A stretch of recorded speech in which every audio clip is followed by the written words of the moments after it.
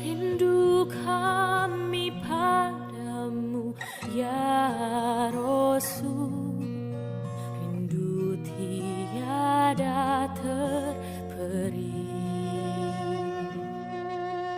Berabad jarak darimu ya Rasul, serasa di kau di sini.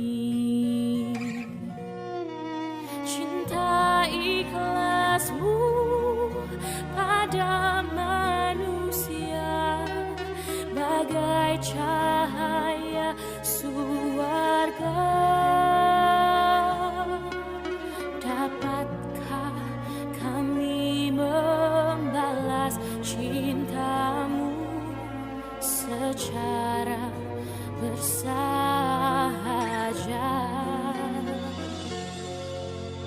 Rindu kami padamu ya Rasul, rindu tiada terperi.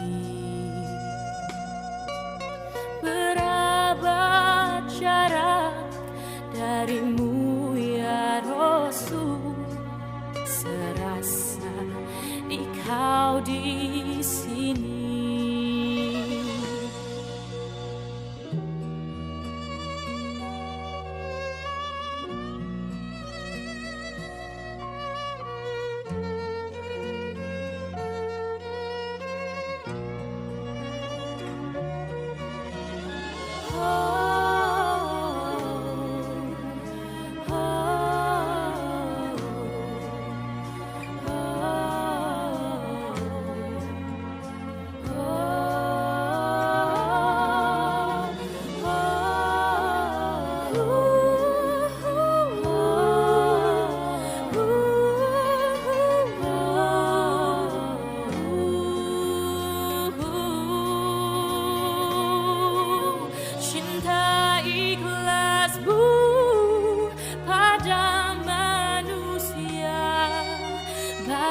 Cahaya surga. Dapatkah kami membalas cintamu secara bersahaja? Rindu kami padamu ya Rasul, tempat ini dijadikan haflah mubarakah, haflah yang diberkahi Allah dalam menjalankan misi kita beribadah kepada Allah melalui pengajian Ahad pagi yang dilaksanakan oleh PPPSIS di Masjid Tiade.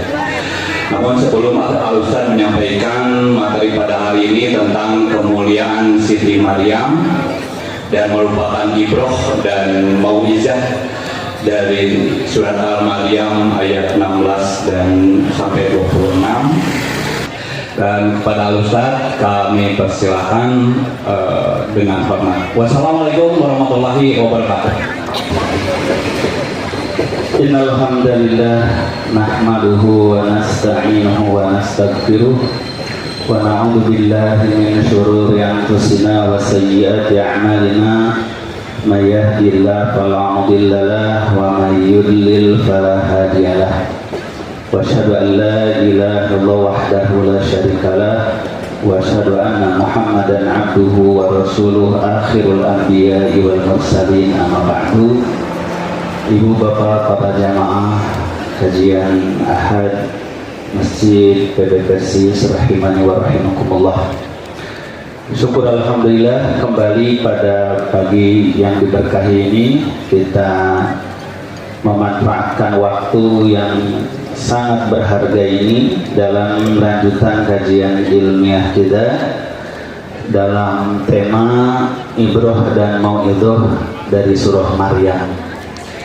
Insyaallah kajian lanjutan kita ini memasuki ayat ke-16 sampai 26 dari surah 19 atau surah Maryam yang kandungannya menerangkan sebahagian dari kemuliaan Siti Maryam. Kita akan pelajari ayat ini dari ayat ke-16 sampai 26. A'udzu billahi minasyaitonir rajim. Wadhkur fil kitabi Maryam idzin tabadat min ahliha makanan syarqiyya fattakhadat min dunihim hijaba fa'arsalna ilaiha ruhana fatamassala laha basharan sawiyya qalat inni a'udzu birrahmani minka in kunta taqiyya qala innama ana rasulu rabbi li'ahaba laki gulaman zakiyya qalat anna yakunu li gulam walam yamsasni basharun walam aku baghiyya qala kadzalika qala rabbuk huwa 'alayya hayyinun wa linaj'alahu ayatan lin-nasi wa rahmah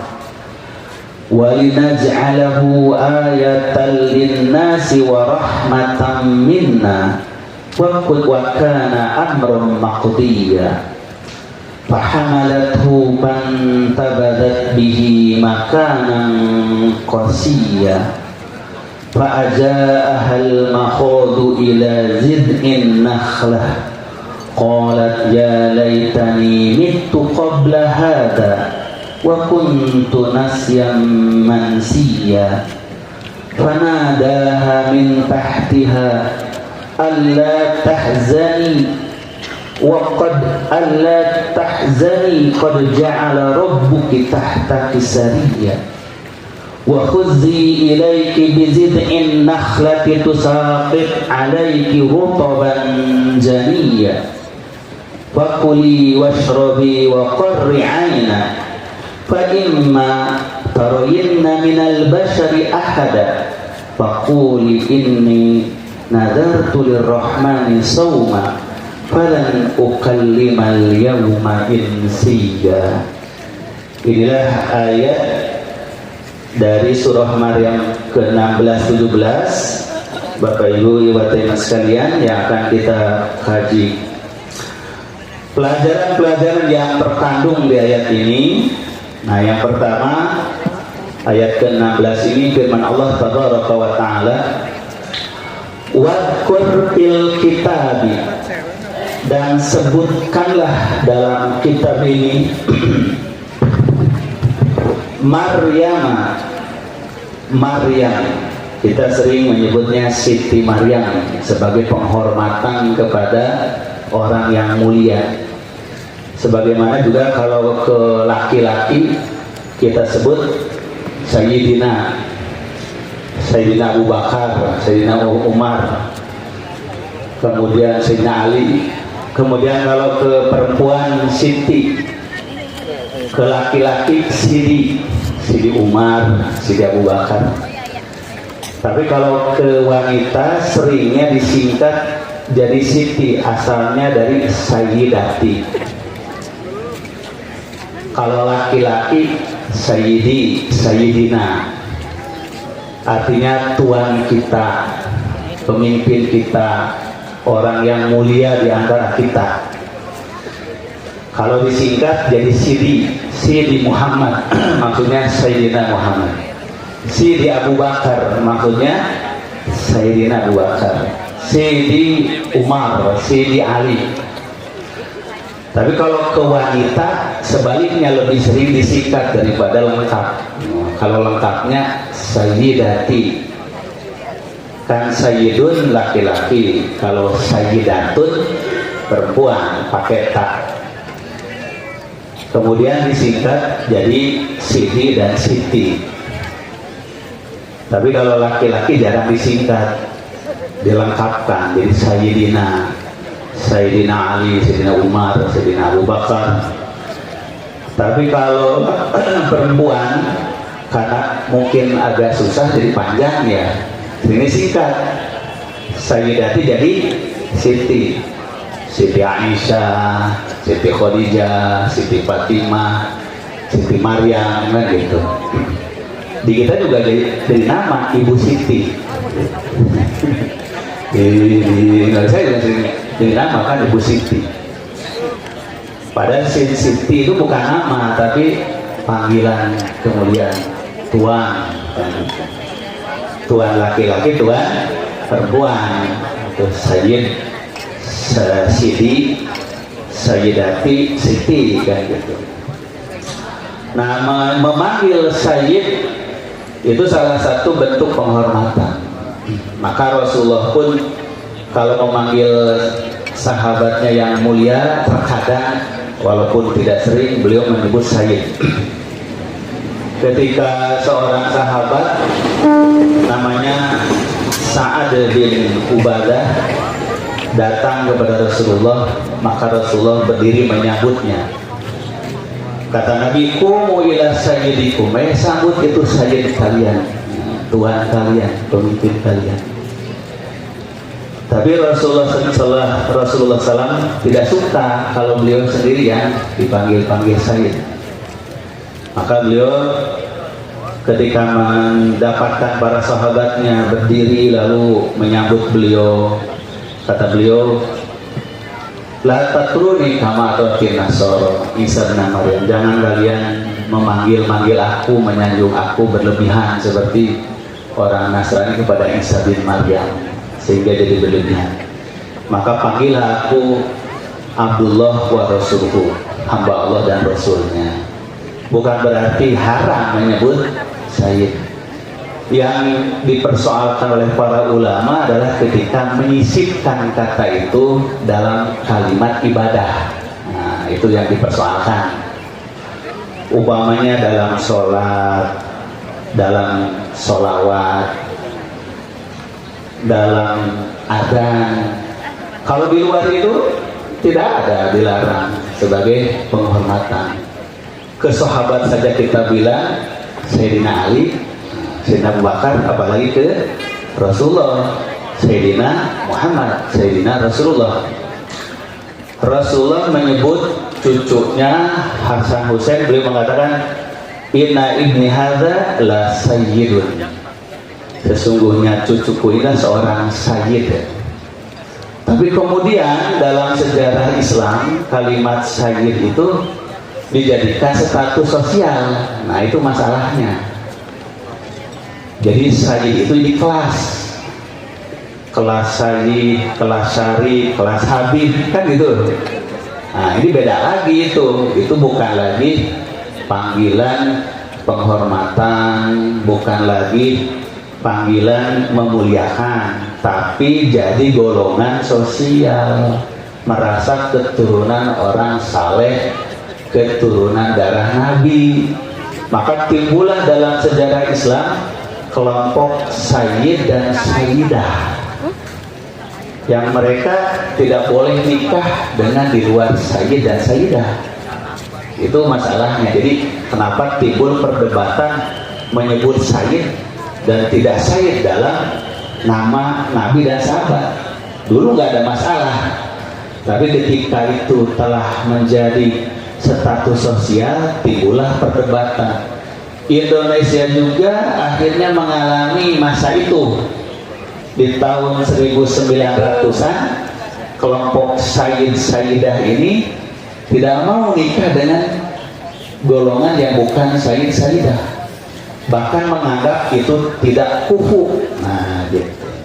Kan dulu ada istilah sepupu ya, wah tidak kufu atau menganggap golongan lain lebih rendah. Timbullah perdebatan. Datanglah seorang ulama dari Sudan ke Indonesia, itulah Syekh Ahmad Surkati. Terjadilah perdebatan di Betawi itu tahun 1900. Apa hukumnya menikah penduduk pribumi dengan kelompok sayyid, dengan kelompok sayyidah? Menurut sebahagian kalangan sayyid haram, nggak boleh. karena tidak kufu. Mereka merasa lebih tinggi, lebih mulia. Maka ditentanglah oleh para ulama pembaharu. Yang tidak kufu itu kalau muslim ke kafir, tidak kufu. Kalau orang soleh dengan orang maksiat, itu tidak kufu. Kalau sesama muslim, semuanya sekufu, sederajat. Nah ini saya perlu jelaskan sedikit ini karena banyak juga yang kurang paham asal usul dari Sayyid, Sidi, Siti, gitu kan, Sayyidah, itu asal usulnya. Maka sampai timbul perdebatan bagaimana kalau dalam sholawat menggunakan Sayyidina. Nah itu di situ perdebatannya. Maka karena terjadi perdebatan, sebagian ulama mengatakan ya harus itu kan hormat ke Rasul, itu kan memuliakan Rasul. Masa kita sombong ke Rasul nyebut nama gitu.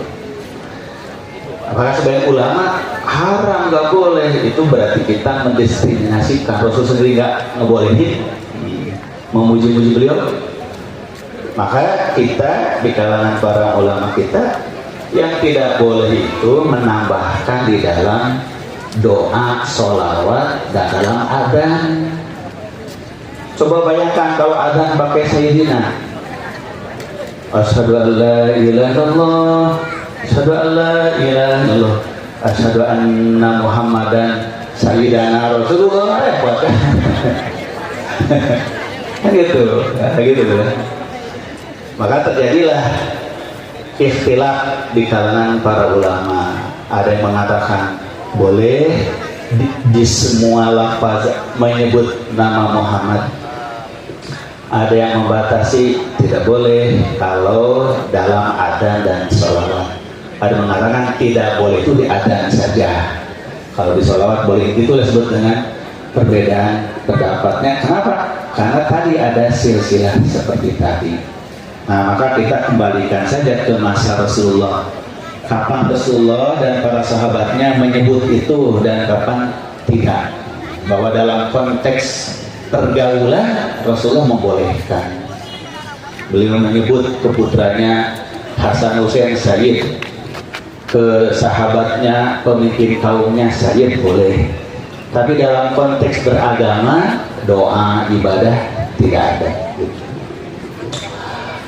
Nah maka di dalam ayat ini wadkur fil kitab Maryam. Kalau Al-Quran bahasanya lurus saja, tidak pakai rarangken gitu ya. Dan sebutkanlah dalam Alkitab ini, dalam Quran ini Maryam, Siti Maryam. Ini tabadat min ahliha, ketika ia menjauhkan diri dari keluarganya, makanan syarqiyah, ke tempat sebelah timur. Nah karena ini perintah kepada Rasulullah Muhammad SAW, maka maksudnya adalah bacakanlah oleh Muhammad kepada manusia tentang kisah Maryam. Ketika Maryam itu mengasingkan dirinya dari keluarganya ke sebelah timur Baitul Maqdis. Baitul Maqdis itu karena Siti Maryam sejak kecil oleh ibunya dititipkan di Baitul Maqdis menjadi pelayan Tuhan. Itulah yang menjadi latar belakang adanya biarawati, di mana kaum wanita bersumpah akan hidup membujang menyendiri sebagai pelayan Allah gitu. Maka Siti Maryam dinadarkan oleh ibunya untuk jadi pelayan Allah di Baitul Maqdis. Kemudian Maryam adalah figur dan tokoh wanita suci teladan bagi seluruh wanita di dunia. Bahkan Al-Quran dalam surah Ali Imran menyebutnya wastofaki ala nisa'il alamin. Aku telah pilih engkau Maryam dari semua wanita di muka bumi. Subhanallah, Masya Allah ya, kemuliaan Siti Maryam. Ada kisah yang mirip di semua agama tentang kisah perawan suci yang melahirkan bayi ajaib, tetapi tidak sejelas dan seakurat Al-Quran. Di mitologi Mesir itu ada wanita suci namanya Nephthys. Nah, Nephthys ini kemudian melahirkan dewa, gitu kan. Nah, itu mitologi Mesir. Di Tiongkok ada mitos seorang wanita suci namanya Nuwa yang melahirkan anak laki-laki jadi dewa juga. Di Yunani itu ada namanya wanita suci namanya Hera yang melahirkan dewa juga gitu. Nah, tapi itu mitos, semuanya dongeng-dongeng. Ini menggambarkan bahwa seluruh dunia itu punya obsesi, punya khayalan kalau memiliki seorang anak wanita yang sangat solehah, suci. Nah, jadi Bapak Ibu sekalian, ternyata tidak selamanya bahwa masyarakat itu hanya pro laki-laki, tidak. Jadi wanita juga dihormati, dicintai, gitu. Bahkan banyak yang mendambakan yang jadi figur itu wanita suci, walaupun lebih sering wanita itu digambarkan nenek sihir gitu. Diceritakan kalau jadi tukang sihir nenek-nenek nenek sihir. Nah, di Al-Quran digambarkan wanita suci, perawan suci. Fatakhadat min dunihim hijaba, maka Siti Maryam itu mengambil hijab untuk menghalangi dari kaum laki-laki. Jadi beliau membuat hijab, tirai, untuk beliau beriktikaf di sebelah timur Baitul Maqdis. Maka ia menjadikan hijab penghalang dari mereka. Fa'arsalna ilaiha ruhana, lalu kami kirimkan kepada Maryam roh kami. Inilah kalimat yang menimbulkan akhirnya penafsiran yang menyimpang. Maka kami kirimkan kepadanya roh kami. Nah, padahal yang dimaksud roh di sini adalah malaikat Jibril. Fatamassalaha basyaron sawiyya, lalu dia menjelma sebagai laki-laki yang sempurna, laki-laki yang tampan, yang gagah. Qolat, kaget Siti Maryam itu, maka beliau mengatakan, inni a'udzu birrahmani minka, aku berlindung kepada Ar-Rahman, Allah yang Maha Pengasih, dari gangguan kamu. In kunta taqiya, jika engkau orang yang takwa, jangan mengganggu saya. Beliau kaget, ada orang asing laki-laki tiba-tiba berada di ruangan iktikaf beliau. Qala, maka berkata laki-laki itu, innama ana rasulur rabbi, sesungguhnya aku hanyalah utusan Tuhanmu, li'ahabalaki gulaman zakiyah, untuk memberi karunia kepadamu seorang anak yang suci. Aku bukan manusia biasa, aku malaikat diutus Tuhan untuk memberi kabar gembira kepadamu, kamu akan punya seorang anak laki-laki yang suci. Tambah kaget lagi Siti Maryam itu. Qolat, maka berkata beliau, anna yakunu li gulam, bagaimana aku akan punya anak?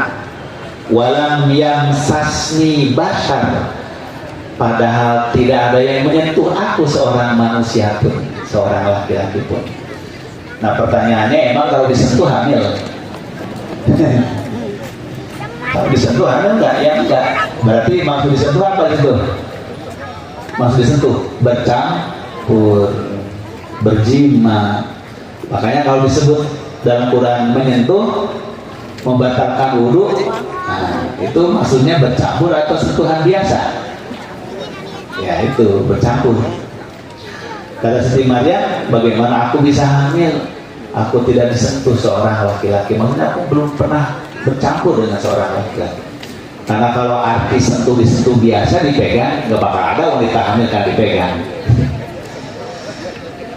Walam aku bagi ya, dan aku bukan seorang pezina, bukan seorang ahli maksiat, kata Siti Maryam. Qala, maka malaikat itu berkata, kadzalika qala rabbuk, demikian itulah firman Tuhanmu, huwa alayya hayyin, demikian itu mudah bagiku, firman Allah. Walinaj'alahu ayatan, dan untuk kami jadikan itu sebagai tanda mukjizat linnas, bagi manusia, warahmatan minna, dan sebagai rahmat dari kami. Wa kana amron maqdiya, dan demikian itu perkara yang telah jadi qada, telah jadi ketetapan Allah terjadi.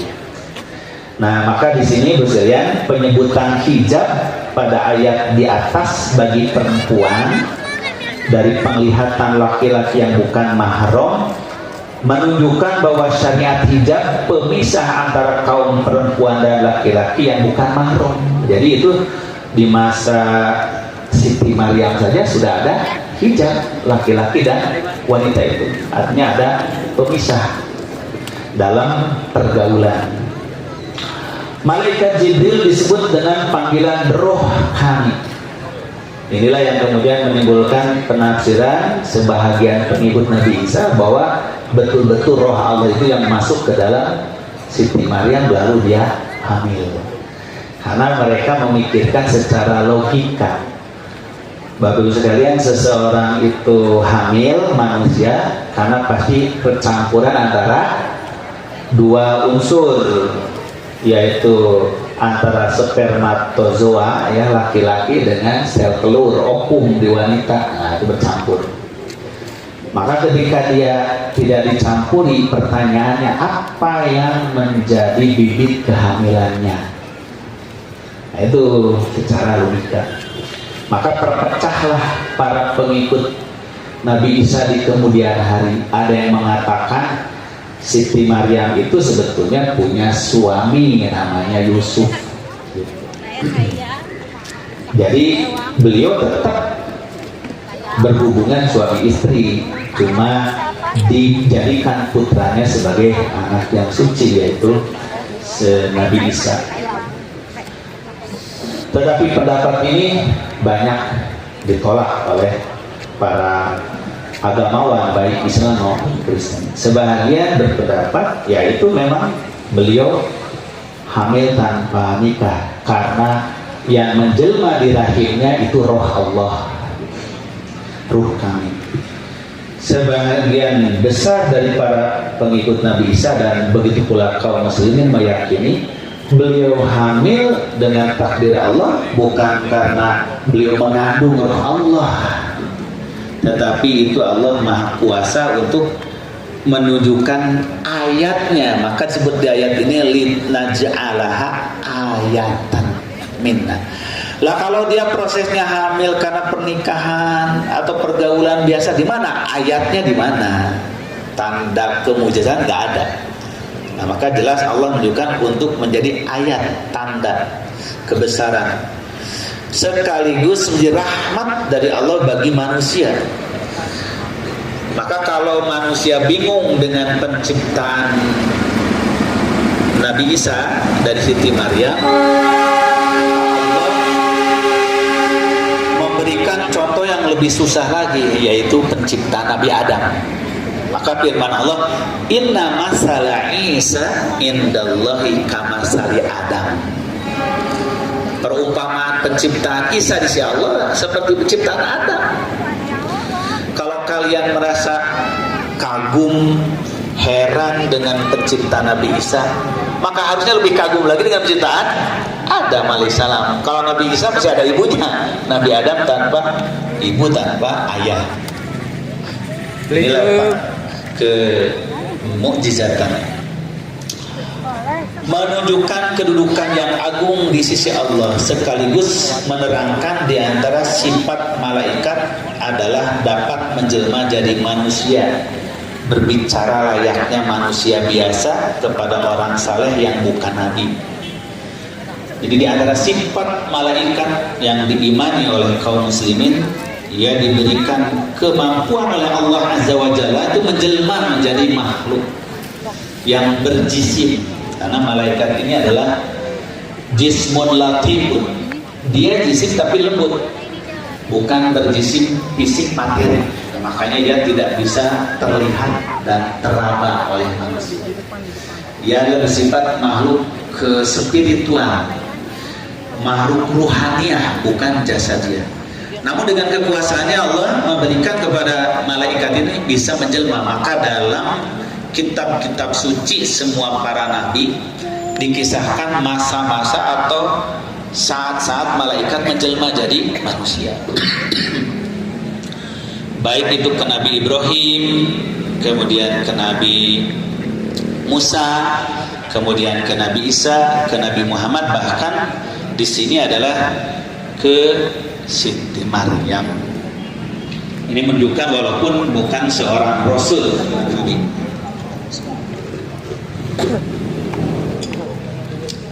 Nah, terkait dengan kedudukan Siti Maryam, apakah beliau nabi atau bukan? Nah, terjadi ikhtilaf di kalangan para ahli tafsir. Kalau yang mendefinisikan nabi itu orang yang menerima bisikan gaib dari Allah melalui malaikat. Sedangkan Rasul adalah orang yang menerima bisikan gaib wahyu dari Allah melalui malaikat, lalu diperintah mendakwahkan syariat. Nah, itu bedanya nabi dan Rasul. Kalau nabi hanya menerima wahyu, dia tidak membawa syariat apapun. Syariatnya mengikuti Rasul yang ada. Kalau Rasul menerima wahyu dan diberi kewenangan membuat syariat, diperintah oleh Allah, baik menambahkan syariat Rasul terdahulu ataupun mengurangkan, menghapus, menasah syariat terdahulu. Nah, maka kalau definisinya itu, maka para ulama mengatakan berarti Siti Maryam pun nabi. Tapi sebagian lagi ulama mengatakan bukan nabi, beliau hanya wanita yang solehah dan mendapat ilham dari Allah Ta'ala. Kalau Rasul, semua para ulama sepakat tidak ada dari wanita. Kalau Nabi masih berbeda pendapat. Kalau Rasul tidak ada. Karena banyak dalam Al-Quran wanita-wanita selain Rasul yang mendapat langsung bisikan dari Allah. Seperti ibunya Nabi Musa, istrinya Imron, kemudian Siti Maryam. Adapun Rasul, Al-Quran dengan tegas mengatakan wa ma arsalna qablaka illa rijalan nuhi ilaihim. Tidak pernah kami mengutus firman Allah seorang pun jadi Rasul kecuali laki-laki yang mendapat wahyu. Nah, jadi kalau Rasul jelas ditegaskan oleh Allah adalah laki-laki, karena dia akan berdakwah, menyampaikan risalah, membutuhkan pekerjaan fisik yang berat sampai dia berjihad, memimpin perang. Nah, itu Rasul. Tidak mungkin kalau dia dibebankan kepada kaum wanita. Tapi kalau Nabi itu ikhtilaf. Al-Quran tidak pernah menegaskan itu. Fahamalathu fantabadat bihi makanan qasiyya. Maka mulailah Maryam itu hamil dengan putranya itu. Maka dia pun pindah dari tempat iktikafnya mencari tempat yang sunyi, makanan qasiyya, tempat yang asing, yang sunyi. Karena beliau beban, bayangkan seorang gadis tiba-tiba hamil dan dia adalah orang yang salehah. Apa kata orang kalau diketahui beliau hamil? Maka beliau mengasingkan diri, menjauhkan diri dari keluarga dan dari masyarakatnya ke tempat yang terasing, yang jauh. Fa'aja'ahal makhadu ila zin'in nakhlati. Maka rasa sakit akan melahirkan, membawa dia ke pangkal pohon kurma. Jadi ketika telah lama mengasihkan diri, ada yang berpendapat hamilnya Siti Maryam itu hanya 2-3 bulan, tidak normal seperti yang lain. Ada yang berpendapat Al-Quran maupun riwayat-riwayat tidak menceritakan ketidaknormalan, hamilnya tetap normal, tetap beliau normal. Lalu beliau 9 bulan. Nah, setelah hamilnya besar, semakin tua kehamilannya akan melahirkan, mulai beliau merasa bingung dan sakit karena mules melahirkan. Maka beliau pun merangkak mendekati pohon kurma, bersandarlah di bawah sebuah pohon kurma yang tua. Qalat, ia berkata, ya laitani muttu qabla hadza wa kuntu nasyan mansya. Duhai ruginya, menderitanya aku, kenapa aku tidak mati saja sebelum ini. Masya Allah. Kita bayangkan bagaimana seorang wanita perawan hamil mau melahirkan, bingung apa yang dia lakukan dan rasa sakit yang tidak tahan. Maka dia pun menjerit pada dirinya, duhai merananya aku, kenapa aku tidak mati saja sebelum ini, dan aku dilupakan orang, bukan siapa-siapa gitu. Panadaha min tahtiha, maka malaikat menyeru dari bawah dia, Allah tahzani, jangan kau sedih. Qad ja'ala rabbuki tahtaki sariyah, dia Allah Tuhanmu telah menjadikan di bawah kamu itu ada sungai kecil mengalir air.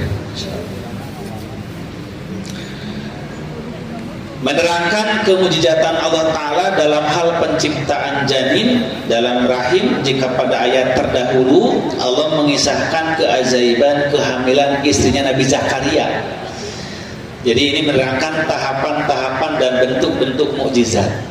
Kalau ke Nabi Zakaria, Allah menerangkan kemujizatan seorang suami istri yang suaminya sudah lanjut usia, sedangkan istrinya selain lanjut usia juga seorang yang mandul, bisa punya anak. Nah, sedangkan di ayat ini kisah Siti Maryam menerangkan lebih dahsyat lagi dari itu. Dia bahkan tidak punya suami, bisa punya anak. Nah, ini untuk menerangkan kemahakuasaan Allah tidak terbatas. Kemudian menggambarkan penderitaan yang berat seorang perawan suci pilihan Allah, menanggung beban moral dan perasaan menghadapi cacian dan makian kaumnya, sehingga wajar jika beliau mengeluarkan kata-kata kiranya aku boleh memilih mati saja gitu, dan dilupakan oleh orang. Nah, hal yang sama dirasakan Nabi Muhammad ketika beliau merasa berat menyampaikan risalah tauhid kepada kaum musyrikin. Jadi ini juga hiburan bagi Rasulullah, nasihat bagi Rasulullah. Kalau engkau berdakwah berat Muhammad, apa engkau tidak tahu kisah Maryam bagaimana beliau beratnya? Kan dalam surah Kahfi Bapak sekalian, Nabi Muhammad sampai digambarkan, fala'allaka bahi'un nafsaka ala asarihim illam yu'minu bihadal hadisi asara. Barangkali engkau Muhammad firman Allah akan mencelakakan dirimu sendiri karena saking sedihnya menghadapi penolakan kaummu. Jadi Rasul saja sering merasa berat bebannya menghadapi tantangan. Nah, jadi maka Allah dengan ayat ini menghibur Rasulullah, tantanganmu tidak seberapa, kau kan laki-laki, kuat, perkasa. Ini seorang wanita, seorang perawan, gadis suci. Nah, ini cara Allah menasihati, membimbing Rasulnya gitu. Ada berapa ayat dalam Al-Quran menggambarkan Rasulullah terkadang sampai terasa berat bebannya untuk berdakwah itu saking kerasnya penolakan kaumnya.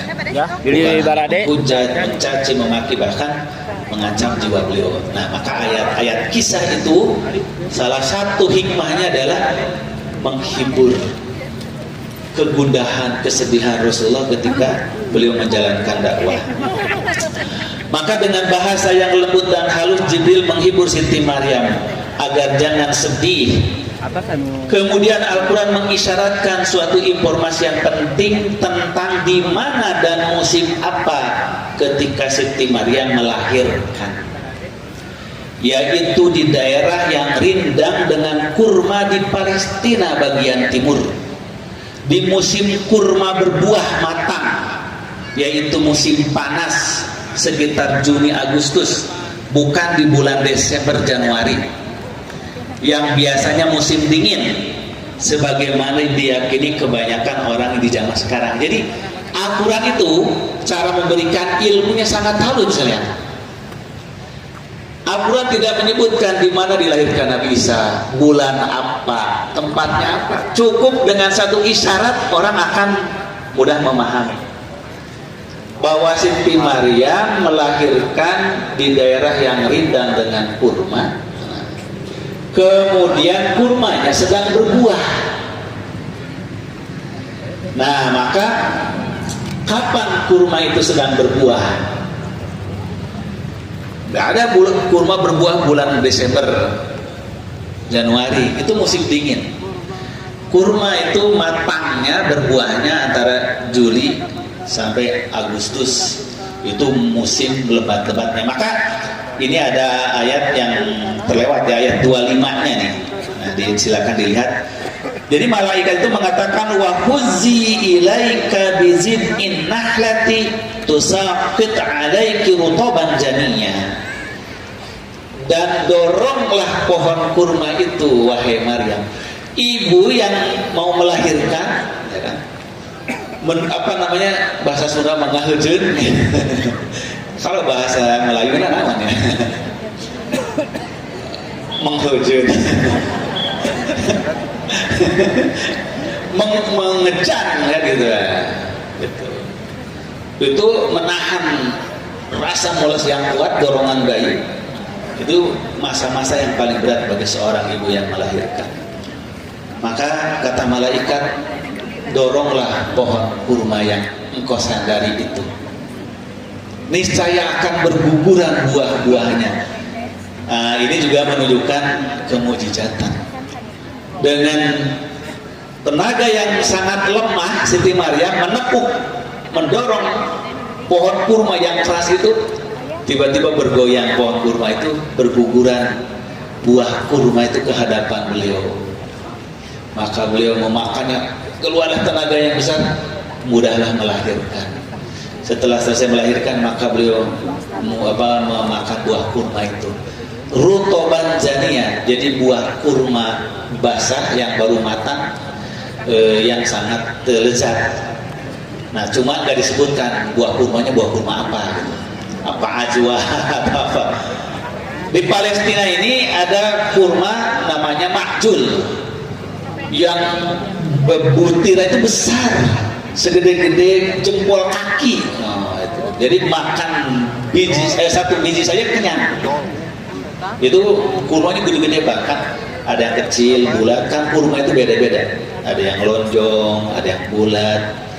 Nah, kalau makjul ini lonjong, besar dan sangat renyah, gurih. Itu kurma Palestina.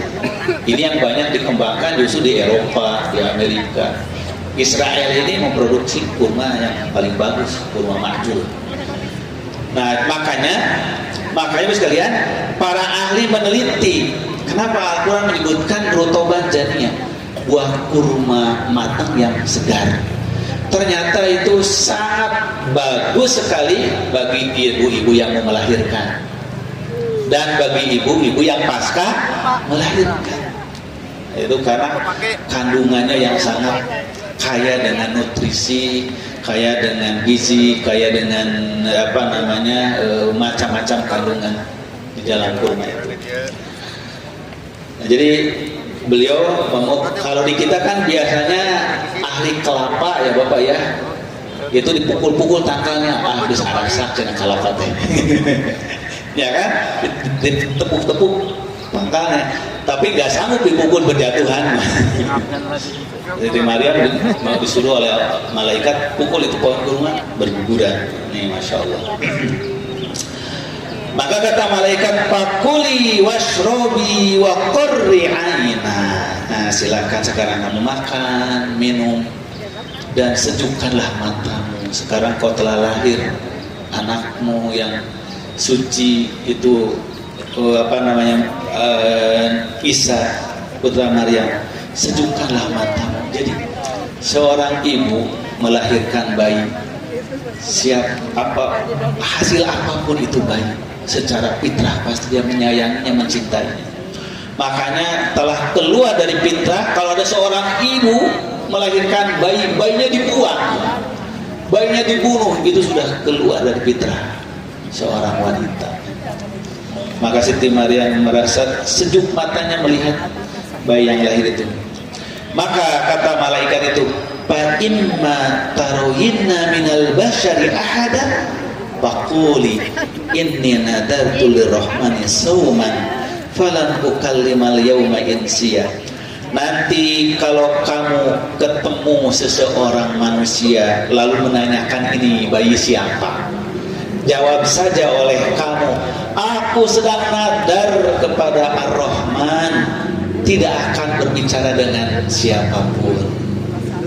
Makanya Siti Maryam diajari oleh malaikat, kalau ada orang menemui kamu atau kamu berjumpa dengan orang lalu heran, ini anak siapa kamu kan, maka kamu jangan jawab, katakan saja aku sedang nadar pada Allah berpuasa ngomong.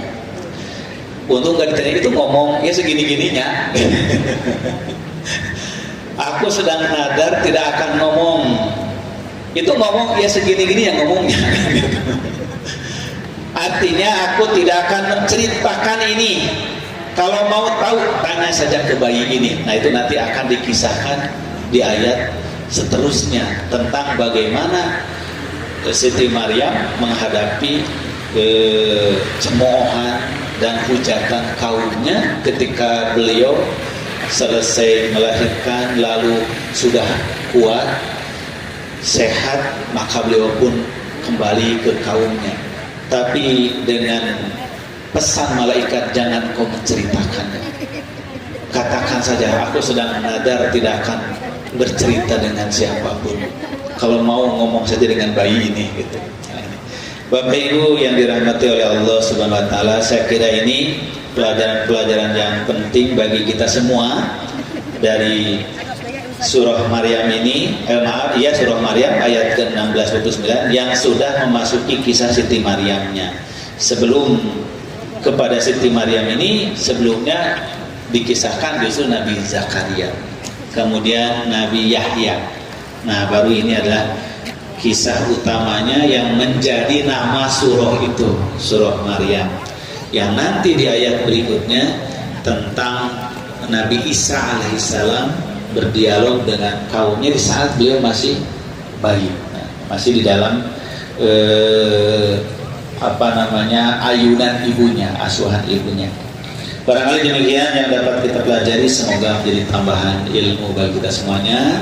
Dengan mempelajari ayat-ayat ini tambah kekuatan ilmu, kemantapan iman, keistiqomahan kita dalam menjalankan tuntunan agama Allah Subhanahu wa taala.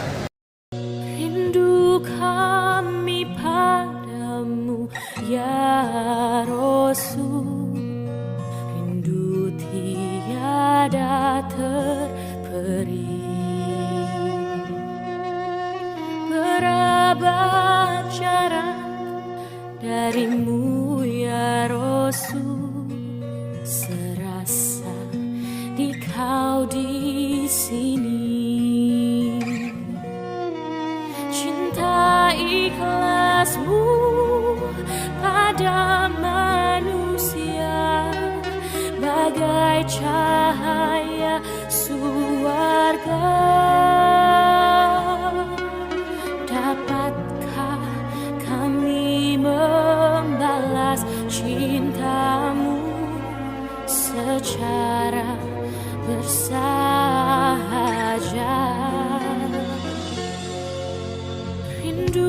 kami padamu ya Rasul, rindu tiada terperi.